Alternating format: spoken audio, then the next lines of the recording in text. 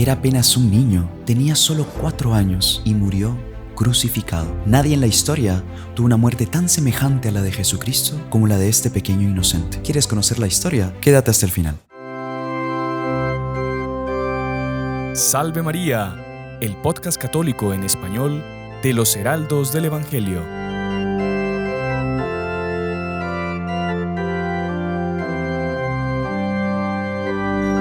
Muy queridos amigos de Radio Luz, del canal de YouTube de los Heraldos del Evangelio, sean todos bienvenidos a este nuevo episodio de nuestro programa Salve María con los Heraldos del Evangelio. Y pues bueno, en esta ocasión nos encontramos con nuestro tan querido Padre Íñigo, que aquí nos ha venido trayendo enseñanzas semana tras semana para poder crecer en el amor a Dios, en fin, crecer más en el conocimiento de la Santa Iglesia, en fin, tener todos los medios necesarios para la salvación de nuestras almas, que en realidad pues es lo que más necesitamos, lo que más debemos buscar y lo único que realmente nos debe preocupar. Y hoy el Padre nos trae un tema sumamente interesante, hablando fuera de cámaras, de micrófonos y tal. Nos estaba transmitiendo de una historia realmente apasionante que creo que nos va a hacer muchísimo bien al alma conocerla. Leía ayer en la noche, Padre, que santo no es aquel que no tiene defectos, sino aquel que no se cansa de luchar. Y de hecho, aquí el Padre nos va a traer la historia de un santo, de un niño que fue santo a la tierna edad de... ¿Cuántos años, Padre? 3-4 años de edad. 3-4 años. Sí. Así es que, pues bueno, creo que no queremos quitar mucho tiempo Sí. al aire. Le pediremos al Padre, después de darle la bienvenida a este canal, Padre. Sea usted bienvenido, disculpe. Salve María, hermano Gerardo. Al contrario, por favor, no tiene nada que disculparse.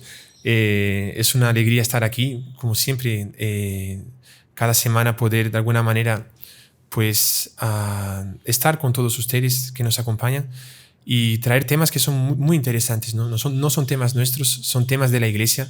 Y así como San Bernardo decía, ¿no? De María nunquam satis. O sea, de María nunca se está satisfecho, ¿no? Es un pozo sin fondo.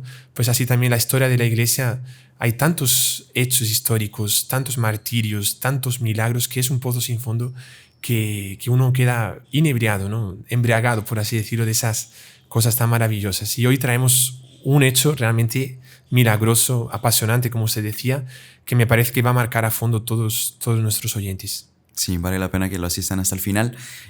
No se les olvide también de compartir para que muchas personas puedan beneficiarse de todas estas enseñanzas y de este programa concretamente, que creo que será de mucho bien para todas nuestras almas. Y pues bueno, Padre, llama mucho la atención el hecho de ser santos. Sabemos que hay muchos, sí, que nosotros aspiramos a la santidad, pero un niño... Sí. El título del podcast, ¿no? Crucificaron a un niño, ¿no? Y que muere crucificado. Crucificaron a un niño. Venga, Padre, sí, venga, comencemos ya con la historia porque sí, es interesante. Bueno, realmente, como decíamos, el título lo hemos colocado así porque es impresionante, ¿no? Que ya alguien muera crucificado, como muchos otros santos, bueno, a comenzar por nuestro Señor Jesucristo, pero varios otros también. San Pedro, por ejemplo, murió crucificado. San Andrés murió crucificado. San Pedro boca abajo, San Andrés en cruz y otros muchos en la historia. Pero que hayan crucificado a un niño de 3 o 4 años de edad es impresionante. 3 años. Y para comprender bien la historia que vamos a contar en el día de hoy, me parece que nosotros tenemos que volver un poco a la historia de las historias, que es la historia de nuestro Señor Jesucristo, ¿no? Estamos entrando ya casi en la Semana Santa y vemos esa historia tan magnífica de un Dios que se hace hombre para salvar a los hombres, para salvar a la humanidad. Y Él quiso sufrir por nosotros. Y cuando escuchamos la historia de la pasión de nuestro Señor, vemos ese amor que nuestro Señor tenía para sufrir por nosotros y nos impresiona. Pero junto con esa grandeza del ofrecimiento de nuestro Señor Jesucristo, también nos impresiona cuánta maldad justamente de aquel pueblo que fue amado por Dios, que eran los judíos.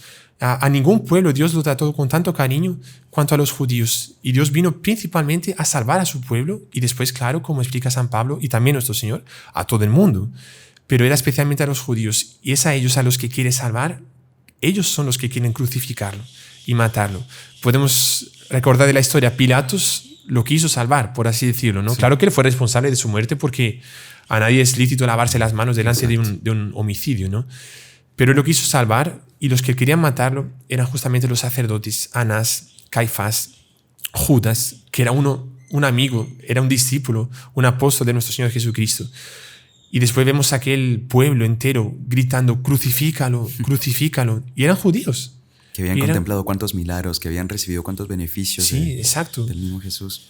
Y parece que cuanto más saña había, mejor para ellos, ¿no? Entonces va a ser flagelado, coronado de espinas, y en vez de tener pena de Jesús, como Pilatos quería, ¿no? Pilatos quería como que flagelarlo para que tuviesen pena y ya, esto aquí es suficiente.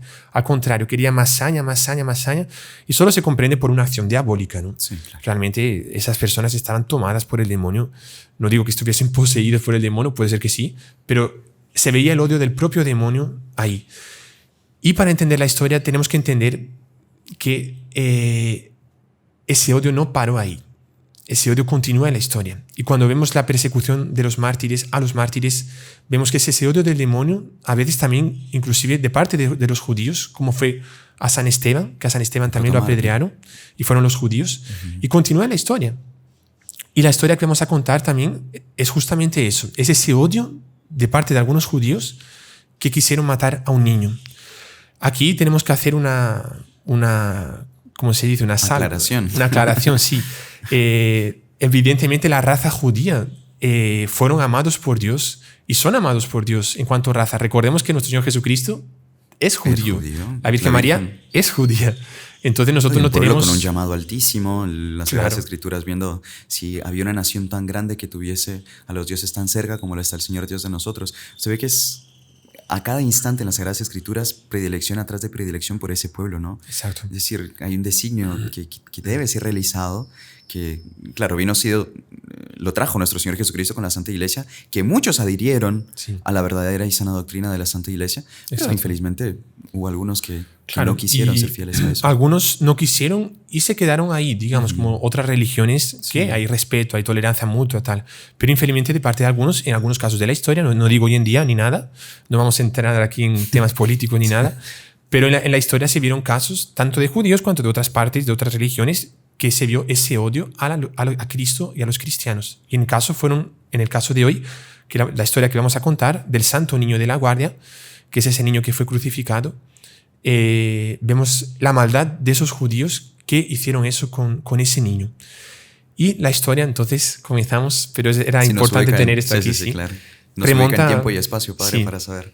Exacto. Y estamos en 1491 en España, pero en 1490... La muerte va a ser en 1491, pero la historia que vamos a contar antes, en 1490.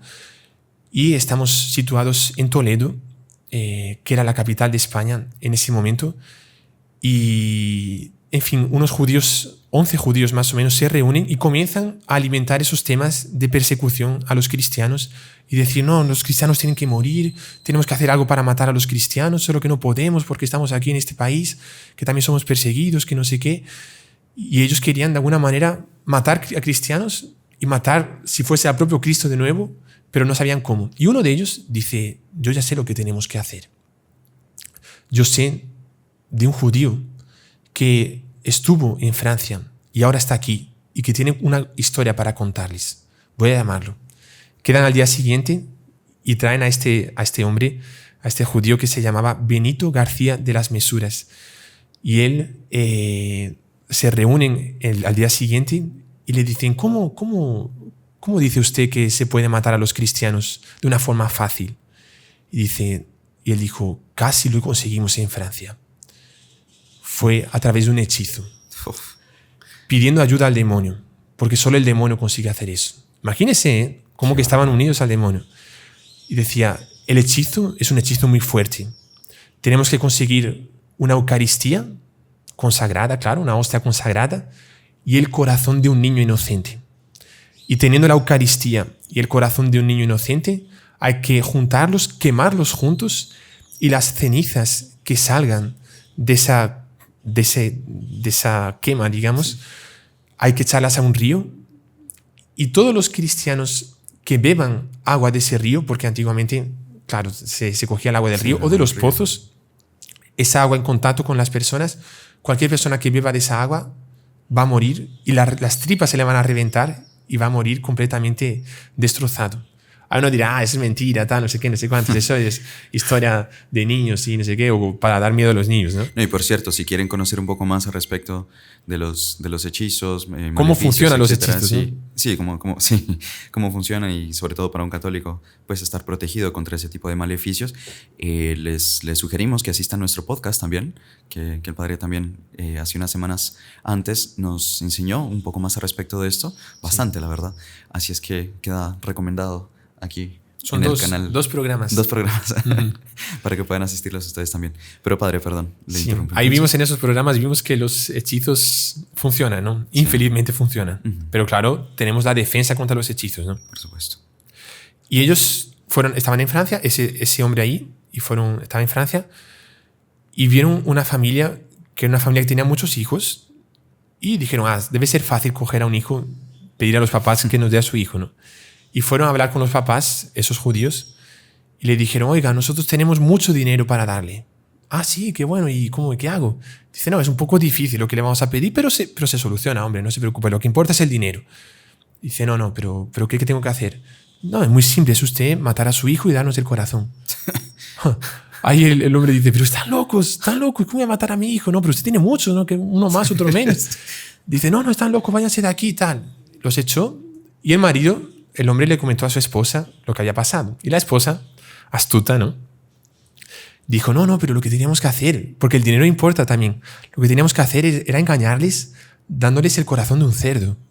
Y saben que inclusive recibió un estudio de la comparación del corazón humano con el corazón del cerdo, y es de los corazones que más se parece al cuerpo humano, ¿no? Inclusive los médicos están estudiando de trasplantes de corazón de cerdo para algunos pacientes, y sobre todo por lo menos las válvulas que parece que funcionan, ¿no? Inclusive tendones, que a veces la persona se rompe un tendón. Tengo un heraldo inclusive, ¿no? que se rompió un tendón una vez, y el médico le dijo que podía colocar un tendón de un cerdo o un tendón del cuerpo humano, creo que de la cadera, que no se usa casi nada, que podía ser cualquiera de los dos. El heraldo dijo, no, mejor el de mi propio cuerpo, porque imagínese tener un tendón de un cerdo, ¿no? En la rodilla. Pero son súper parecidos. Y ahí le dijo, le llamaron de nuevo, cogieron el corazón del cerdo, mataron al cerdo y le dieron el corazón. Dice, cambiamos de idea, está aquí, denos el dinero. Claro, no era lícito hacer eso, claro, ¿no? Evidentemente. Pero le dieron el corazón. Ahí los judíos aquellos, qué bien, no sé qué conseguimos. Consiguieron de una señora mala que se disfrazase de católica y consiguiese la Eucaristía consagrada. La consiguieron. Lo juntaron la Eucaristía y el corazón del cerdo que ellos pensaban que era de un niño. Lo quemaron, lo echaron al río. ¿Y sabe qué pasó, hermano Gerardo? Qué padre. Que todos los cerdos que tomaban agua de ese río, todos murieron. Qué barbaridad. Todos murieron. Se reventaron las tripas, como el hechizo había pedido. Solo que se equivocaron del corazón, solo claro, eso. Sí. Pero el hechizo funcionaba. Y, en fin, ahí se dan cuenta, la familia avisa también a la policía de la época, ¿no? Y ellos tienen que huir porque era una cosa brutal lo que habían hecho, ¿no? Y ellos se expanden, se van por varias partes del mundo, y uno de esos llega en ese momento a Toledo y estaba contando esa historia. Estamos en la historia que ese hombre estaba contando, de la historia que él había vivido. Ahí todos, sí, entonces si funciona, tenemos que hacerlo, tal, no sé qué, y vamos a conseguirlo. Dice, ¿cómo hacemos? Alguien tiene que conseguir a un niño, pero ¿qué niño conseguimos? Porque es muy difícil, si no nos va a pasar lo mismo que nos pasó en Francia, nos van a engañar, no sé qué. Padre, hasta cuesta creer, perdón que le interrumpa, ¿cómo puede llegar la maldad humana a pedir el corazón de un niño? Es decir, es algo que va contra la propia naturaleza, que va contra, no sé, que araña completamente, pero claro, para nosotros también como católicos estar prevenidos y ver hasta qué punto puede llegar la maldad. Sí. Y que no podemos ser bobos de creernos de que todas las personas son buenas, de que, o sea... Por eso quisimos hablar un poco sobre la maldad que aquellos judíos tenían contra nuestro Señor Jesucristo, ¿no? Claro. Que fue la maldad de las maldades, ¿no? Porque no se comprende realmente. A Jesús solo hizo milagros, no tenía pecado, solo hizo el bien a las personas. Exacto. Y lo mataron de esa forma. Es un odio gratuito y que, como decíamos, pues continúa. Y hoy en día continúa. Claro. Hoy en día continúa. De parte de cuántas personas que persiguen a la iglesia, ¿no? Uh-huh. Y ellos querían entonces hacer ese hechizo. Y uno dice, no, yo creo que consigo. Uno de los 11, que se llamaba Juan Franco. Pasan los días y él se disfrazó de mercader, fue para Toledo, para la Catedral de Toledo, y en la puerta del perdón de la Catedral de Toledo, que cuenta inclusive que en esa puerta es justamente la puerta por la cual pasó Nuestra Señora cuando ella fue a regalarle a San Ildefonso, que era obispo de Toledo, en el siglo VII más o menos, fue a regalarle una casulla. La historia, un día podemos hacer un podcast sobre eso. Muy interesante, ¿no? De hecho, porque... Pero San Ildefonso fue el defensor de la virginidad de María. Y él que defendía que ella fue virgen antes, durante y después del parto. Y gracias a él se proclamó después el dogma, uno de los 4 dogmas marianos, que es el de la virginidad perpetua de María. Y después de haberla defendido, la Virgen María, en agradecimiento, pasó por esa puerta, llegó a San Ildefonso y le regaló una casulla. Y le dijo, Ildefonso, mi hijo amado, en agradecimiento por cómo me has defendido, te regalo esta casulla. Imagínense, una casulla hecha por Nuestra Señora. Sí. Y justo en esa puerta estaba una señora que era ciega, que pedía limosna porque era ciega, no tenía cómo trabajar. Y ella tenía un niño de 3 años que se llamaba Juan.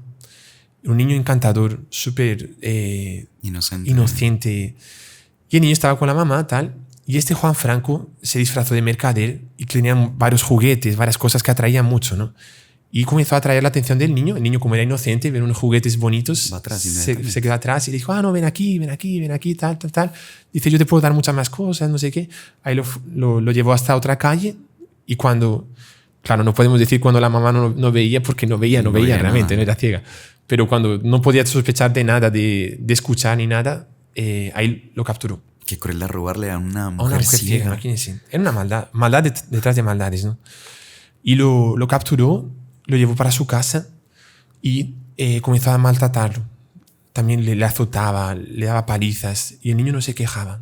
Era un cordero, como el cordero que no abre la boca, ¿no? Que nuestro Señor Jesucristo es el cordero de Dios que tampoco abría la boca cuando fue llevado a la pasión. También el niño como que entendió lo que iría a pasar con él y no se quejaba de nada. Y se quedó en su casa, ¿sabe cuánto tiempo? 6 meses. 6 meses. 6 meses. Padre, este niño ya es el santo de nuestra historia. Sí, Juan. Ya, perfecto, el pequeño Juan. Juan, que después vamos a explicar por qué le llamaron Cristóbal y hoy en día se conoce como San Cristóbal, el santo niño de la guardia, pero después vamos a tratar. Por tanto, se le conoce San Cristóbal de la Guardia a este niño. Sí. Ahora, a todo esto, padre, 6 meses, si querían hacer el hechizo, digamos, ¿por qué retuvieron a este niño 6 meses? Claro, uno diría, ¿no? Si la prisa que ellos tenían por hacer ese hechizo, el odio que ellos tenían, ¿por qué esperar 6 meses, no? Pues muy simple, porque era más o menos septiembre y ellos tenían tanto odio que ellos querían repetir con ese niño, querían repetir la pasión de nuestro Señor Jesucristo y querían matarlo en el día de la Pascua, que es el 14 de Nisan para los judíos, para nosotros siempre va cambiando, ¿no? Dependiendo de la luna llena. El 14 de Nisan es la luna llena del marzo del mes de los judíos, que en esa época caía justamente un 31 de marzo, que es el día de hoy, hermano. Bien, claro, por eso estamos haciendo este podcast, porque en un día como hoy murió un niño tan santamente como lo vamos a describir ya dentro de poco. Y esperaron 6 meses. Y fue pasando el tiempo, y ellos dijeron, no, pero no basta solo coincidir las fechas, matarlo un Viernes Santo, por así decirlo. No es solo eso. Y el odio que ellos tenían les llevaba a decir, tenemos que hacer con él, con ese niño que es un cristiano, tenemos que hacer con él otro Cristo. Tenemos que matarlo como al propio Cristo.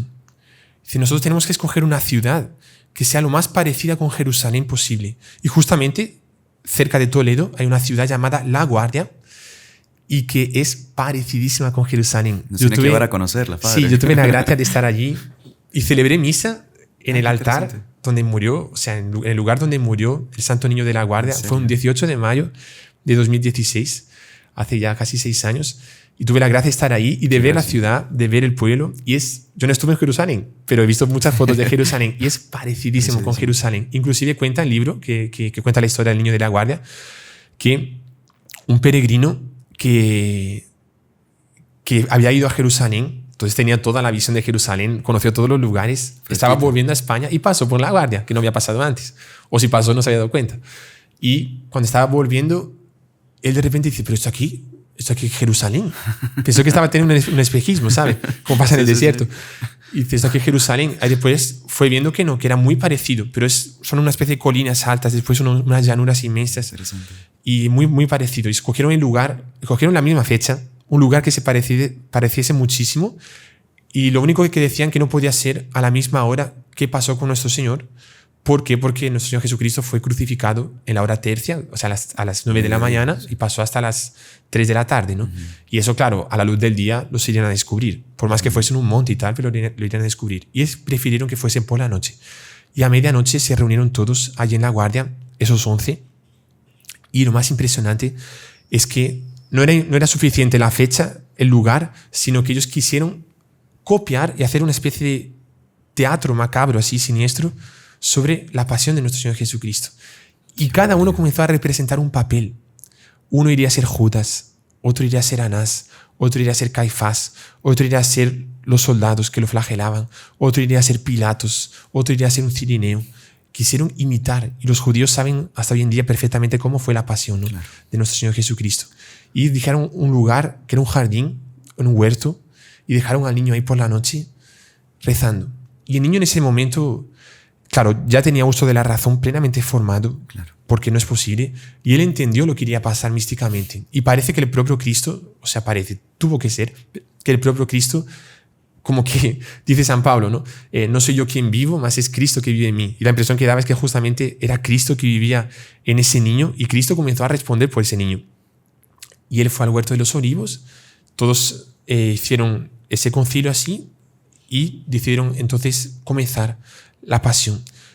Y fue Judas, que fue justamente el que lo había robado, que lo había secuestrado, Juan Franco, que como lo había secuestrado, es lo mismo que Judas hizo, ¿no? Era claro, el papel, ya lo había hecho. Y él va con los soldados también romanos, por así decirlo, que eran varios de esos judíos, van hasta el huerto de los olivos, besa al niño como Judas besó, dice que este aquí tal, lo cogen prisionero. Una especie de descaro sádico y cínico. Sí, una cosa bárbara. Y lo llevan hasta Anás y hasta Caifás, y comienza el juicio y repitan las mismas preguntas que le hacían a nuestro Señor. Las mismas preguntas. Y claro, el niño Jesús, como también nuestro Señor, se queda callado. Recordemos que nuestro Señor Jesucristo, delante de Anás y Caifás, la única palabra, al final dice una palabra, y cuando le golpean, le dan una bofetada, también nuestro Señor Jesucristo dice, ¿no? Dice, si hablé mal, dime en qué. Dime en qué. Y si no, ¿por qué me golpeas, no? Y también el niño no hablaba nada. Comienzan Anás y Caifás a condenarlo. Lo llevan a Herodes también, a Pilatos.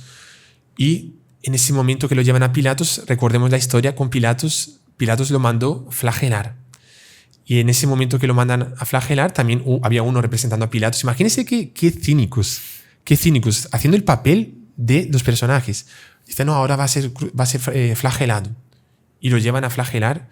Y si hoy en día se conserva la gruta en la cual el niño fue flagelado. ¿Se puede visitar? Se puede visitar, sí. Yo estuve ahí también. Es impresionante. Se siente una bendición. Es nuestro próximo punto de peregrinación aquí con el canal. Sí, nuestro canal. Si llega a no sé cuántos mil seguidores, vamos a ir para allá también. Y en esta gruta fue donde flagelar, comenzó la flagelación. Exactamente, donde él fue flagelado. Y los judíos saben hasta hoy en día, esos judíos sabían hasta hoy en día cuántos azotes nuestro Señor Jesucristo había recibido. Que fueron muchísimos, ¿no? Uno piensa que fueron 10, 15.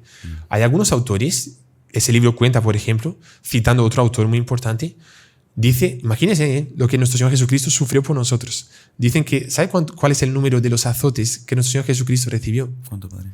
5.495. 5.495, dice ese autor. Otros dicen que fueron un poco menos, pero la mayoría, 2.000-3.000 azotes por ahí. Imagínense lo que sufrió nuestro Señor por amor a nosotros. Y como que cada azote era como que expiando pecados del futuro también que serían cometidos. Cada uno Uno puede imaginarse así, hacer una meditación. Nuestro nombre. Exacto. Hacer una meditación, él sufrió, este azote fue por mí, este azote fue por mis pecados. Y es impresionante, ¿no? Y ellos quisieron imitar hasta el número de azotes que dieron a nuestro Señor Jesucristo. Qué bárbaro. Comenzaron a azotarlo. Y el niño no lloraba nada. No le cayó una lágrima. El niño soportando todo. Con 3, 4 años. Yo creo que los secuestraron con 3 y en esa época ya debía tener 4 años. Y el niño, nada. No lloraba, no se quejaba, no decía nada. 1.000 azotes, 2.000 azotes, 3.000 azotes, 4.000 azotes. Llegó un momento que perdieron la cuenta, comenzaron a azotarlo, y en cierto momento al niño le salió una lágrima. Después de millares de azotes, le salió una lágrima. Otro azote, paf, más lágrimas. 3, 4, 5 azotes más, lágrimas. Y ahí los judíos le preguntaron, niño, ¿pero por qué estás llorando ahora? Te damos tantos azotes y ahora comienzas a llorar. Padre, dio el tiempo. Yo creo que es verdad. me van a detestar los que nos están oyendo, pero es el momento del corte. Sí. Así es que... La respuesta que el niño le dio en el próximo, la segunda parte. En la segunda parte. Así es que quédense atentos, que realmente esta historia está muy bonita. Padre, muchísimas gracias. Y les esperamos ahorita en breves instantes para continuar con esta bellísima historia de El Santo Niño de la Guardia. Ya volvemos. Descarga ya nuestra nueva aplicación de los Heraldos del Evangelio, Salve María, disponible en Google Play y Apple Store. Misa en vivo, Santo Rosario, historias de santos, podcast, imágenes religiosas. Puedes descargarla ya mismo en el link que está en la descripción de este video. ¿Qué esperas? Recemos juntos en la nueva aplicación católica de los Heraldos del Evangelio. Salve María. Bienvenidos nuevamente a esta segunda parte de nuestro programa, de este podcast católico Salve María con los Heraldos del Evangelio. Y pues bueno, el Padre Íñigo nos ha venido contando una interesantísima historia de un mártir español del siglo XV, finales del siglo XV, San Cristóbal de la Guardia, que, como bien pudieron acompañar hasta ahora, revivieron en él toda la pasión de nuestro Señor Jesucristo, con un odio y una hazaña sin nombre. Y cortamos justo en el momento en el cual había comenzado ya la flagelación de este tierno niño que tenía sus 4 años en ese entonces. Y recién después de varios miles de latigazos que le dieron, comienzan a brotar algunas lágrimas de esos pequeños ojos, diríamos, un cuerpo tan pequeño, casi no sabemos cómo cupieron tantas heridas. Recién en ese momento el niño comienza a llorar y le preguntan ¿por qué comienza a llorar hasta ese momento? Cosa que para un niño tan pequeño mal aguanta ver la severidad de sus padres. Y justo en ese momento es que tuvimos que hacer el corte y, Padre, nuevamente le damos el micrófono para poder continuar con esta historia. Comenzamos esta segunda parte con esa respuesta que es sobrecogedora realmente. Recordemos que el niño estaba como que inhabitado por Cristo. Era Cristo que estaba en él.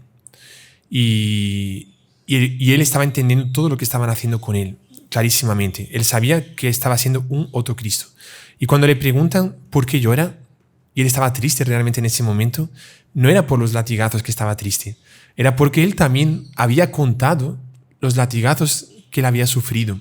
Y él también sabía cuántos latigazos había recibido nuestro Señor Jesucristo. Y él estaba contándolos. Y él decía, no puede pasar más que a nuestro Señor.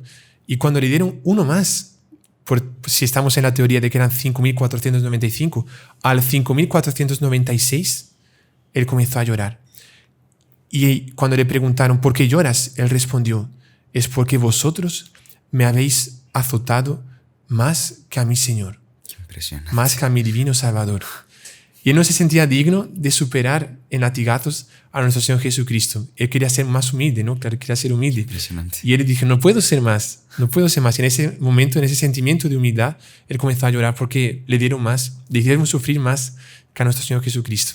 Es impresionante, ¿no? Qué bonito. Y a cada latigazo fueron 5 más. Él comenzó a llorar más. Y en el quinto ya pararon. Y en vez de convertirse con esa frase tan bonita, todavía continuaron los tormentos, los suplicios todos del niño, ¿no? Como a nuestro Señor Jesucristo lo llevaron nuevamente a Pilatos después de flagelado. Recordemos que Pilatos lo va a presentar al pueblo y le va a decir ecce homo, ¿no? Existen varias imágenes que es ecce homo, que es he aquí el hombre que es el criminal, ¿no? Que vosotros decís. Y él aparece con esa túnica, esa capa púrpura, con las manos atadas, lleno de sangre. Y también lo hicieron, pero no dijeron ecce homo, que significa he aquí el hombre, sino que dijeron ecce puer, he aquí el niño. Y lo dijeron, y comenzaron a gritar, crucifícalo, crucifícalo. Esos 9 o 10 que estaban, que no era Pilatos. Pilatos dijo ecce puer, he aquí el niño, y los otros, crucifícalo, crucifícalo. y lo mandaron crucificar. Evidentemente, la cruz que le dieron era mucho menor que la cruz de nuestro Señor Jesucristo, porque hubiese sido imposible, pero le dieron una cruz proporcional a su tamaño y él comenzó a cargarla con todo el amor.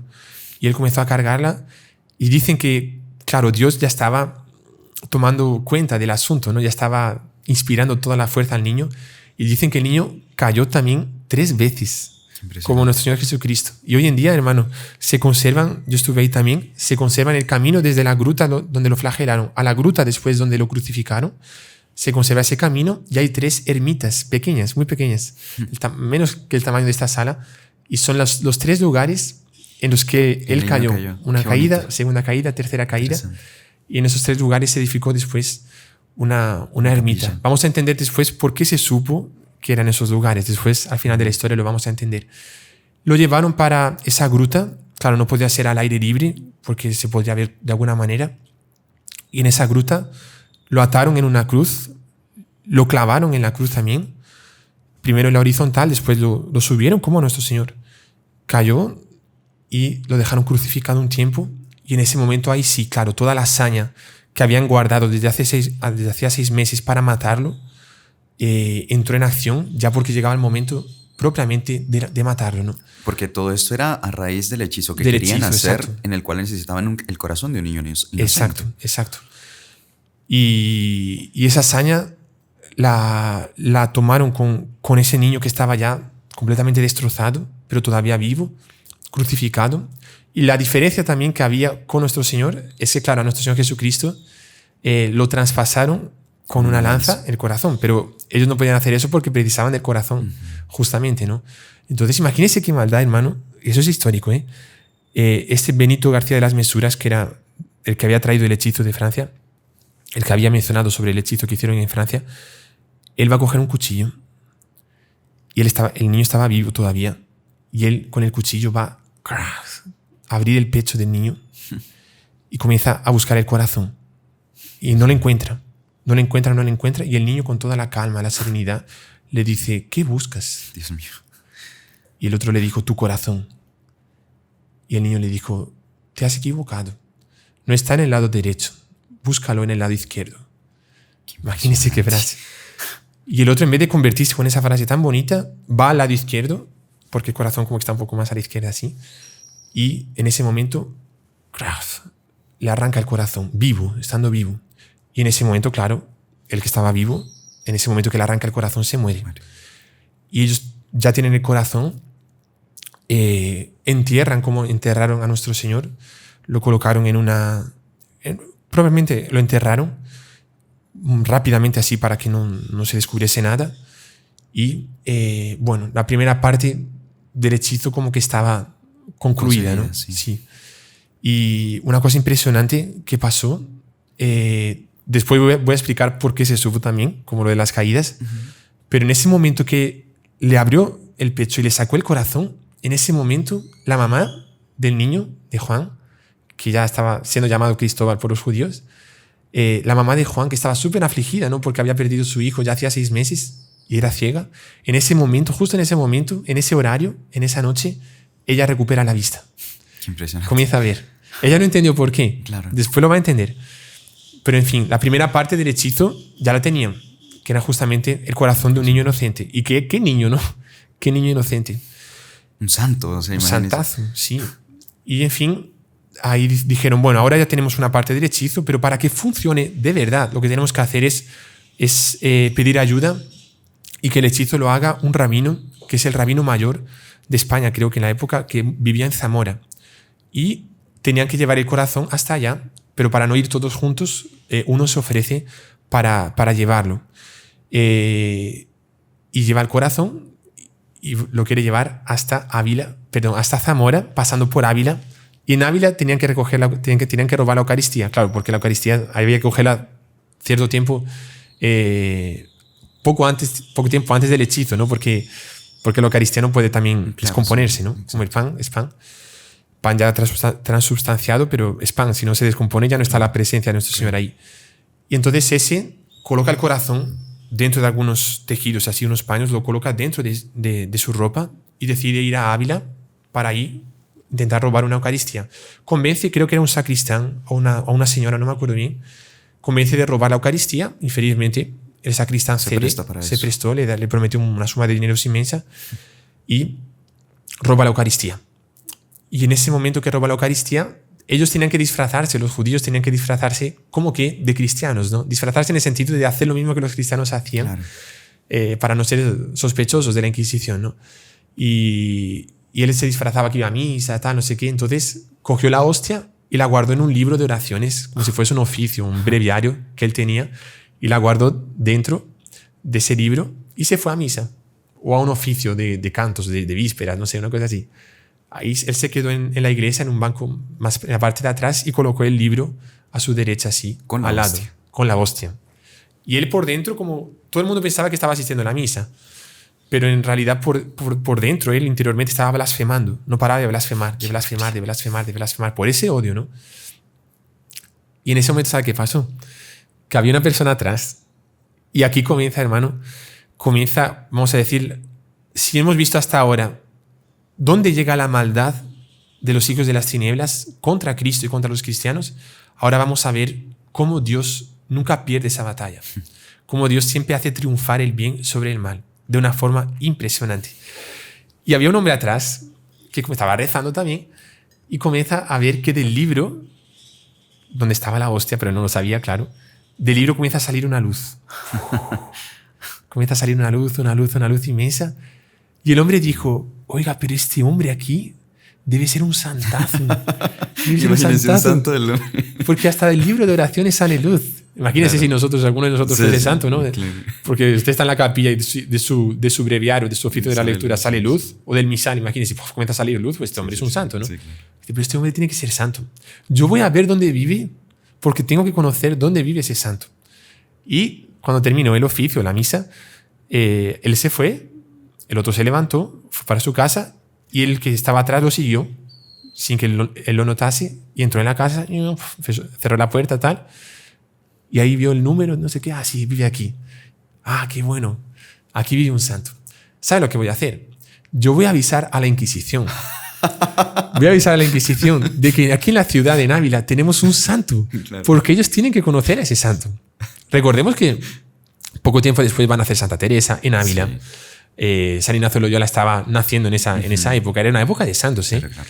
Y dice, voy a avisar a la Inquisición porque tenemos aquí un santo. O sea, por encanto, él fue a hacer lo que jamás hubiera querido ese hombre.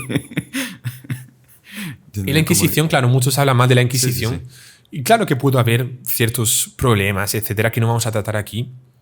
Pero la Inquisición lo que hacía, el objetivo, fue una cosa creada por la Iglesia para celar, para guardar a la religión, ¿no? Y que no hubiese más o menos como si un cuerpo, en nuestro cuerpo tenemos un miembro gangrenado, tenemos que amputarlo, ¿no? Tenemos que hacer lo posible para que esa gangrena no continúe. Entonces la Inquisición observaba a la gente, cuerpo, claro, para que no hiciese proselitismo de ciertas doctrinas que eran contrarias a la religión cristiana. Y había santos, ¿sí? Uno dice, la Inquisición fue toda mala. No, señor. Había un santo, por ejemplo, San Pedro de Arbués, que justamente fue asesinado por judíos también. Y San Pedro de Arbués era santo, es santo, inquisidor, santo. Entonces hubo santos inquisidores, pero también hubo otros problemas que no vamos a tratar aquí y no es nuestro objetivo. Pero había mucha gente muy, muy buena. Y los inquisidores, bueno, ahí él llamó a la Inquisición, y los inquisidores, con todo el buen corazón, fueron para allá, unos 5 o 6, no sé, y llamaron a la puerta, toc, toc, toc. Para conocer al santo. Para conocer al santo. Claro, no le iban a decir, oiga, usted es un santo, claro, pero querían saber cómo era. Claro. Y ahí el hombre abre la puerta, dice, ¿quién será a esta hora aquí? ¿Quién me conoce? ¿No? ¿Quién me va a conocer? Ahí él abre la puerta y ahí, claro, él ve, imagínese, para un judío, ver a 6 personas de la Inquisición, vestidos como de la Inquisición, que tienen un traje especial. Ahí cuando él ve a 6 personas, 6 inquisidores en su casa. Y que tiene guardado un corazón y que tiene guardado el corazón dentro de su ropa. A él dice, me han cogido. O sea, alguien lo sabe. Y el que se quedó blanco, pálido. Comenzaron a temblar las rodillas, las manos. Y los inquisidores que ya tenían un poco de experiencia, ¿no? Ahí dijeron, no, este aquí no es santo. Este aquí no es santo y este aquí hizo algo malo, ¿no? Y lo cogieron prisionero y lo llevaron para ser juzgado y decirle, oiga, por su reacción usted hizo algo. ¿qué fue lo que usted hizo? Dice, yo no hice nada. Ah, perdón, porque después de la muerte del niño, un paréntesis que se me había olvidado contar, después de la muerte, ellos, esos 11 judíos, hicieron un pacto satánico propiamente, diciendo que nunca jamás contarían a nadie lo que habían hecho. Nadie podía saberlo. Claro, era una cosa tan asustadora y nadie podía saberlo. Entonces él tenía ese pacto y no iría a hablar. Y pasa un día en la prisión y no habla, 2 días, 3 días. Después de varios días, por acción divina, de repente le dicen, no, pero díganos qué es lo que pasó. Díganos que será mejor para usted, tal. Cuente la verdad. Y en ese momento, como que Dios toca de alguna manera el corazón y él revela todo lo que hizo. Comienza a revelar. Dice, no, nosotros queríamos hacer un hechizo. Nosotros queríamos matar a los cristianos. Nosotros tenemos que coger el corazón de un niño inocente. Una Eucaristía. Y cogimos a un niño allí en Toledo. Lo sacrificamos en la guardia. Hicimos una nueva pasión con él. Comenzó a contarle todo. Qué bárbaro. Todo. Uno se disfrazó de Pilato, otro se disfrazó de Herodes, otro de Judas. Después le dimos la cruz, lo crucificamos y le sacamos el corazón. Y estaba llevando ese corazón para darlo a un rabino allí en Zamora y allí hacer el hechizo. Pero no voy a conseguirlo porque ustedes me cogieron aquí, tal, no sé qué. Contó todo. Claro, los inquisidores, todos así. No se la creían. Qué bárbaro. O sea, nunca habían visto eso, ¿no? Habían visto cosas también muy fuertes, pero claro, tanta maldad nunca la habían visto. Y ahí los inquisidores le dijeron, bueno, entonces usted ha confesado, ¿vale? Usted ha confesado la verdad, pero usted dice que usted traía el corazón. Entonces muéstrenos el corazón del niño. Ahí él dijo, sí, claro, lo voy a coger aquí. Comenzó a buscarlo en la ropa así y tenía en un pañuelo guardado el corazón. Lo tenía dentro de la ropa porque no lo podía guardar en cualquier lugar, no tenía que tenerlo siempre consigo. Y cuando lo saca así, saca el pañuelo donde estaba el tejido, donde estaba el corazón, comienza a abrirlo delante de todos. Y en el momento que lo abre, ¡ah!, una sorpresa, dice, no está el corazón. No está el corazón. Estaba lleno de sangre, pero no estaba el corazón. Ahí los inquisidores le dijeron, no, venga, déjese de historias. Ya contó toda la historia, díganos dónde está el corazón, no nos engaña ahora. Claro. Y el otro le dijo, oiga, yo le conté toda la historia. Justamente por eso, estoy siendo sincero. Yo tenía el corazón aquí, el corazón no está. O se me ha caído o algo ha pasado. Y dijeron, bueno, realmente algo ha debido pasar, ¿no? Y en ese momento es impresionante la historia, ¿no? Realmente. Sí. Pero uno va cayendo en sí los detalles, intentando asimilar todo. O sea, en realidad no le estaba escondiendo. El corazón no lo tenía. Sí, no lo tenía. El corazón no lo tenía. Él no sabía lo que había pasado con el corazón. No sabía. Y en fin, ahí continúa la historia. Y los inquisidores le dicen, bueno, entonces si usted es hombre de verdad, si usted es sincero, usted tendría coraje de decirnos todos los nombres de las personas que hicieron eso, de sus amigos, sus compañeros. Él dijo sí. Y comenzó a pasarle todos los nombres. Le dijo fulano de tal, fulano de tal, fulano de tal, fulano de tal. Perfecto, ya tenían la lista completa. La Inquisición, esos inquisidores fueron hasta la guardia, donde todavía estaban estos judíos, que también se estaban disfrazando de cristianos. Ellos estaban en una misa en la iglesia, tal, no sé qué, blasfemando por dentro, claro, pero por fuera, tal, no sé qué. Y en cierto momento llega la Inquisición a hablar con el sacerdote, el párroco, el cura, y le dice, oiga, precisamos su apoyo, su ayuda, usted que es párroco aquí, que tiene sus feligreses, que nos ayuden a encontrar estos hombres aquí. Y en ese momento cierran toda la iglesia, las puertas de la iglesia, y el párroco comienza a avisar. Bueno, tenemos, señores, aquí unos conocidos aquí de la Inquisición que piden su colaboración a todos porque hay algunos sospechosos de un crimen y tenemos aquí los nombres de los sospechosos. Fulano de tal. Ahí la gente, no, es este aquí, es este aquí, es este aquí. Los conocían perfectamente. Ahí lo cogían. Fulano de tal. Es este aquí, este aquí, este aquí. Cogieron a los 10 que faltaban. Y ellos diciendo, esto aquí es una injusticia, nosotros que somos cristianos, nosotros que tenemos tanta fe, nosotros que no hicimos nada, que somos ejemplo de virtud, de no sé qué. Sí. Y ellos hipócritas, ¿no? Falsos. Y en fin, la Inquisición los llevó hasta Ávila, no en conjunto, sino de 2 a 2 para evitar cualquier motín, cualquier problema, por caminos diferentes. Los llevaron hasta Ávila y los colocaron a todos en la misma prisión donde estaba ese otro judío que estaba antes. Solo que no le avisaron que el judío estaba ahí. Y comenzó el interrogatorio. Le decían, no, oiga, usted, no han hecho algo mal ustedes. No, que no hicimos nada, esto aquí es una injusticia, no sé qué. Dice, ¿seguro? No sé qué. Bueno, entonces piénselo mejor, mañana hablamos. Lo dejaron prisionero, pasaron los días y nada. Cierto momento los llamaron a todos y les dijeron, oiga, nosotros sabemos que ustedes hicieron una cosa muy mala. Dice, no, que no hicimos nada. ¿Quieren saber cómo hicieron una cosa mala? Tenemos aquí un señor que ustedes conocen. Y ahí llamaron al judío. Sí, lo llamaron. Y claro, ahí cuando los otros 10 vieron al otro que estaba prisionero, que era el que tenía que recoger la voz. Claro, ahí entendieron todo, que lo habían cogido y que él lo había revelado, los nombres. Claro. Y ellos comenzaron a espumar. El libro de historia dice así, espumaban de odio, comenzaban a blasfemar también, porque era un pacto que habían hecho de no decírselo a nadie. Comenzaron a decir, como entre ellos mismos no existe, bueno, tal sería, lealtad, ¿no? Lealtad, exactamente. No existe. Es decir, esa tranquilidad de la persona, confiar en el otro, que se tiene un verdadero amigo, un verdadero cristiano. Porque el demonio es el padre de la mentira, ¿no? Una persona que hace las cosas del demonio siempre va a mentir, siempre va a engañar. Por supuesto. No va a ser sincera, va a quebrar los pactos de lealtad. Y en fin, ahí, claro, se quedaron todos furiosos. Y uno de la Inquisición dijo, bueno, ya sabemos que todos ustedes hicieron esto. Alguien de ustedes tendría coraje, entonces, de volver a la guardia y mostrarnos dónde está el cuerpo del niño para que lo tengamos. Ahí uno dijo, yo puedo ir. Ahí fueron. Algunos se arrepintieron, ¿sabe? Algunos judíos se arrepintieron. Eso estaba por preguntarle, padre, porque de hecho, en fin, tanta coincidencia, diríamos, que a los ojos de estos judíos era como que demasiado imposible que fuesen descubiertos. Demasiado mano divina ahí para... Exactamente, o sea, daba para desconfiar y por lo menos decir, bueno, aquí o nos las arreglamos con Dios antes o nos va peor después que con los inquisidores acá. No recuerdo bien si ese Juan Franco o ese Benito García de las Mesuras, o tal vez los dos se convirtieron. De los 11 me parece que 3 o 4 se convirtieron. Por tanto, de los más sádicos, de los... Sí, creo que por lo menos uno de ellos se convirtió, no me acuerdo exactamente el nombre. Después sí que lo intentamos recordar. Interesante saber. Pero se convirtieron. ¿Y saben por qué? Porque el niño lo había ofrecido así como nuestro Señor Jesucristo dijo, perdonadlos porque no saben lo que hacen. Y también San Esteban dijo la misma frase, ¿no? Perdonadlos porque no saben lo que hacen. Y obtuvo la conversión de San Pablo, que San Pablo estaba ahí, no tirando piedras, pero apoyando la ejecución de Esteban. Así también dice que el sacrificio del Santo Niño de la Guardia obtuvo también alguna conversión para ellos también. No todos, la mayoría, creo que 5, 6 o 7, no se convirtieron.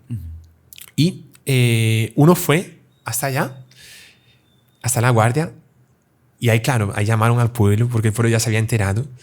Y ahí fue que la mamá se enteró, y por eso estábamos diciendo, ahí fue que la mamá entendió por qué había recuperado la vista, porque ese judío dijo el horario, el día y el horario que lo había matado, que era un día 31 de marzo, como el día de hoy, y fue en esa noche que ella recuperó la vista. Imagínense qué emoción para la mamá, conocer la historia y a recuperar la vista por causa de su hijo. Y ella estaba en el día que fue ese judío, que el pueblo entero de la Guardia fue para ver dónde estaba el niño, ¿no? Y fue el obispo también. Y ahí comenzaron la peregrinación y el judío comenzó a decirle, aquí fue el jardín de los olivos, aquí fue donde estaban Anás y Caifás, el Sanedrín, aquí fue donde estaba Poncio Pilato, aquí fue la gruta donde lo flagelamos, y la gruta estaba llena de sangre. Dicen que hasta hace poco estaba llena de sangre. Pena que colocaron cal después, no sé por qué, y hoy en día está todo blanco. Pero hasta hace poco, bueno, la sangre está ahí todavía, ¿no? Claro. No se ve, pero está ahí. Se siente una fuerza muy grande. Y dice, aquí fue la flagelación, y aquí él comenzó el camino de su Vía Crucis, ¿no? Por eso fue que más adelante se conoció el lugar de las 3 caídas. Exacto. Ahí dijo, aquí cayó la primera vez. Ahí, claro, lo guardaron y construyeron después una ermita, una capellita. Aquí fue la segunda vez, aquí fue la tercera vez. Y aquí fue donde lo crucificamos. Y todo el mundo así, claro, todo el mundo llorando. Por supuesto. La mamá, imagínese cómo estaba la mamá, ¿no? Ahí llorando y tal. Y la pregunta más importante de todas, ¿no? Que era, bueno, nos han contado ustedes hasta ahora todos los lugares donde él sufrió la pasión. Díganos entonces dónde está su cuerpo. Ahí es, aquel judío dijo, está ahí enterrado.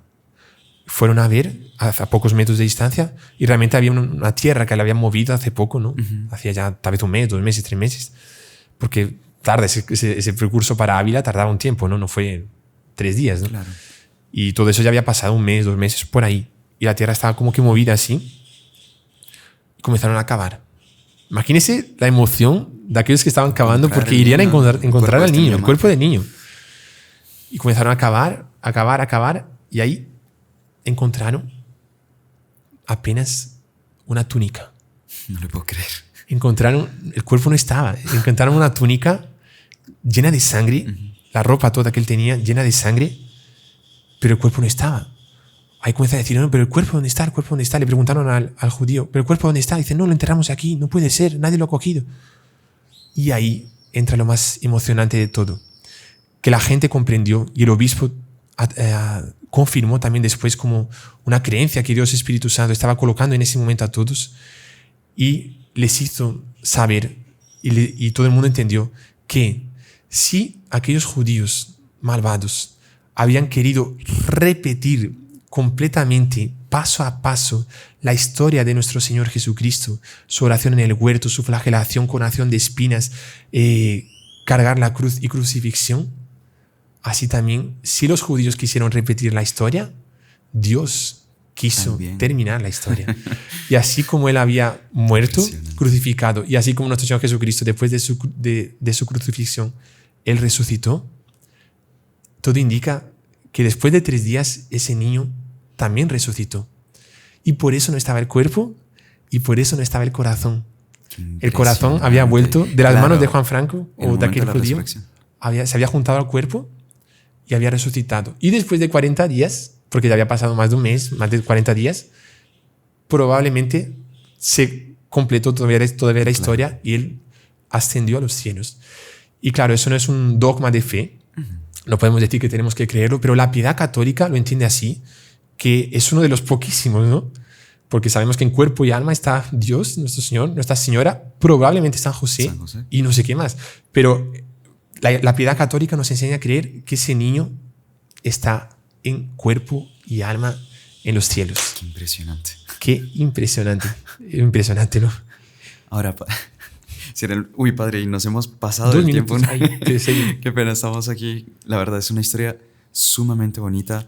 De verdad, daría para comentar muchísimo. También nos comentaba usted, padre, que en fin, ha hecho muchísimos milagros. Sí. Infelizmente no es tan conocida la historia, pero bueno, tenemos ya nosotros como católicos este tesoro en las manos de, en fin, cuántas veces nos quejamos de los sufrimientos que tenemos, de los problemas, de dificultad, de lo que sea, y vemos cuánto alma predilecta por Dios es aquella que Él permite participar de sus sufrimientos, de su pasión, de su muerte, para luego participar también de su resurrección, ¿no? Exacto. Y aquí tenemos un lindo intercesor realmente poderosísimo para pedir a Dios por nuestra propia santificación, nuestra fidelidad en todos los sufrimientos que, pues, conforme pasan los años creo que son mayores, ¿no, padre? Sí, es verdad, sí. Para nosotros alcanzar esa santidad tan anhelada, tan esperada, que este niño ya con sus 4 años tan tiernos ya nos enseñó con heroicidad que él conquistó. Así es que nos queda, padre, aquí muchísimas gracias, de verdad. Sí, claro que sí. Ese intercesor tan excelente. Sí. Y nos dice que la fiesta se celebra el 25 de septiembre. ¿No? En realidad, él murió el 31 de marzo, pero se celebra el 25 de septiembre. Inclusive, una cosa que es importante, porque mucha gente que tal vez va a escuchar la historia, va a preguntar a otros, va a intentar informarse, va a procurar en internet y van a decir la leyenda del niño de la guardia, la supuesta historia del niño de la guardia, el eso no fue que real, nunca existió. Que nunca existió. Existió, fue verdad y es comprobado históricamente. Y además, sobre todo, lo más importante para un católico es que en el martirologio cristiano existe la historia del Santo Niño de la Guardia y se celebra litúrgicamente. Claro. Yo he celebrado varias misas, la misa del Santo Niño de la Guardia, que tiene unas oraciones propias, y se celebra el 25 de septiembre. Pena que no da tiempo a decir por qué se celebra, pero se celebra el 25 de septiembre y existió. Y les recomiendo muchísimo a ustedes que, además de todos los santos que ustedes tengan, San Antonio, Santa Teresita, San Ignacio de Loyola, que tengan también a ese santazo, al Santo Niño de la Guardia, que le pidan milagros, porque él hizo muchos milagros ya después de muerto. La Eucaristía robada se conserva intacta. Qué impresionante. Se conservó intacta, no sé si hasta hoy en día, pero hasta cuando se escribió el libro estaba intacta. Y también hizo muchísimos milagros la Eucaristía que fue robada. Y entonces es una historia lindísima que tenemos nosotros también que aprovechar, ese gran intercesor que nosotros tenemos, ¿no? Porque no pedirle también por la inocencia de los niños, padre, ya que fue justamente... Sí, que ayude especialmente a los niños, sí. un niño inocente, Sí. a mantener siempre ese corazón inocente. Y hoy sí, pues bueno, Terminamos. nos toca despedirnos. El tiempo está ya. Porque ya nos están haciendo sueños desde hace rato. Pero un gran saludo a todos los que nos acompañan. De verdad, Padre, muchísimas gracias por compartirnos esta bellísima historia. Prometemos guardarla, conferirla muy bien en nuestros corazones y sacar todo el provecho de ella. Y pues bueno, nos La despedimos bendición. siempre pidiéndole su bendición. Claro que sí. El Señor esté con ustedes. Y con tu espíritu. Por intercesión especialmente del Santo Niño de la Guarda, San Cristóbal, damos esta bendición para todos. Y la bendición de Dios Todopoderoso, Padre, Hijo y Espíritu Santo, descienda sobre ustedes y permanezca para siempre. Amén. Salve María. Salve María.